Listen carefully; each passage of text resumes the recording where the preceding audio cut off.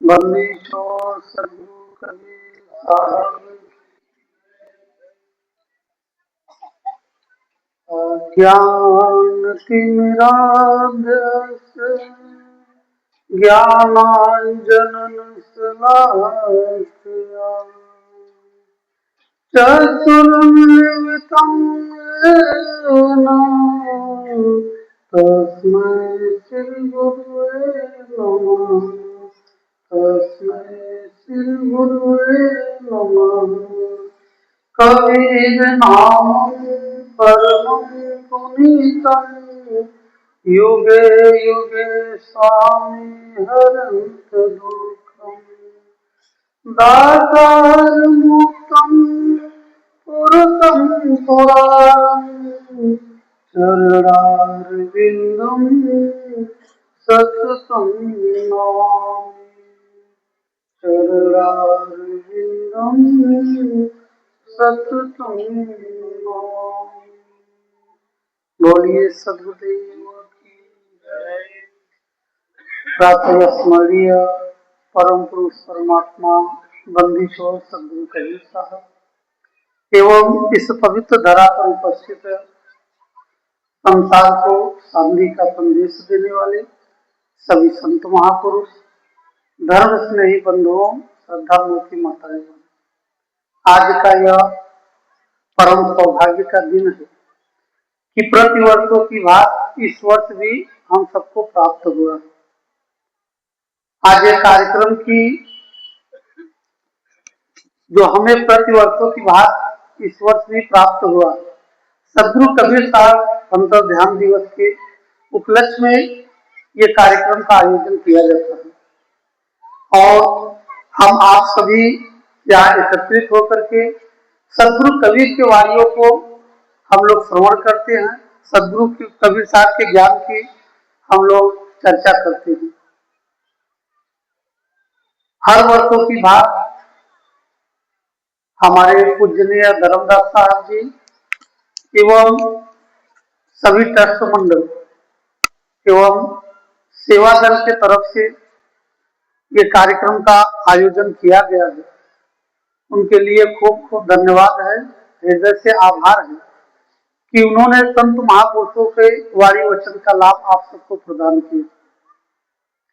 अभी आप दोपहर से ही संत महापुरुषों के दिव्य वाणियों का श्रवण आप लोग कर रहे हैं और मुझे ये आशा भी है कि सत्संग में हम लोग जब उपस्थित होते हैं तो महापुरुषों के वाणी वचन के को अपने जीवन में हम श्रवण करते हैं, जीवन में धारण करके उस मार्ग पर हम लोग चलने का प्रयास और प्रयत्न करेंगे, तभी सत्संग में बैठने का, सत्संग में आने का आपका ये जीवन तभी सार्थक होगा।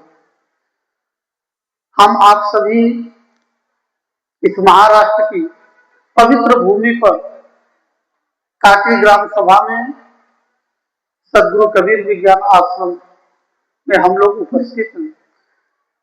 इस संतों की भूमि को मैं बार बार प्रणाम करता हूँ, नमन करता हूँ, क्योंकि महाराष्ट्र संतों की भूमि बताई है। इस संत परंपरा का शुरुआत हमारी महाराष्ट्र की ये पावन पवित्र धरती हुई और जितने संत महापुरुषों को यहाँ आगमन इस धरती पर हुआ, उतना ही अब धीरे धीरे अंधविश्वास भी तेजी से बढ़ भी रहा है इस धरती पर। लेकिन संत परंपरा पुरातन समय में अगर हम लोग देखें तो पूर्व में आज जो ये संत परंपरा के अनुरूप कबीर पंथ का जो संचालन हो रहा, ये संत परंपरा की देन है। सद्गुरु कबीर विशेष रूप से संत शिरोमणि, उनको कहा गया कि संतों के जितने भी विचार रहे उसमें सर्वश्रेष्ठ सद्गुरु कबीर साहब को माना गया। सद्गुरु कबीर साहब मनुष्य को मनुष्यता का जो उन्होंने पाठ पढ़ाया, जो उन्होंने संदेश मनुष्यता का दिया। आज अगर हम लोग मध्यकालीन देखें समय में, तो उस समय संत परंपरा जब नहीं थी, तो वर्ण और जाति के आधार पर लोगों को संत बनाया जाता था और उसी आधार पर लोगों का सदियों जो उनकी प्रतिभा थी, उनके प्रतिभा को निरंतर दबाया गया। जो निम्न वर्ग में जन्मे हुए कोई भी महापुरुष अगर ज्ञान उनको अर्जित करने का सौभाग्य ही नहीं मिलता था, क्योंकि ऐसी व्यवस्था ही समाज में बनाई गई थी।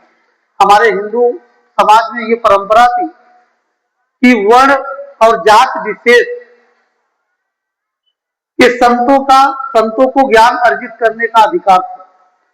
अन्यथा जो निम्न जाति में जन्मे हुए जो भी महापुरुष हुए उनको यह अधिकार नहीं था।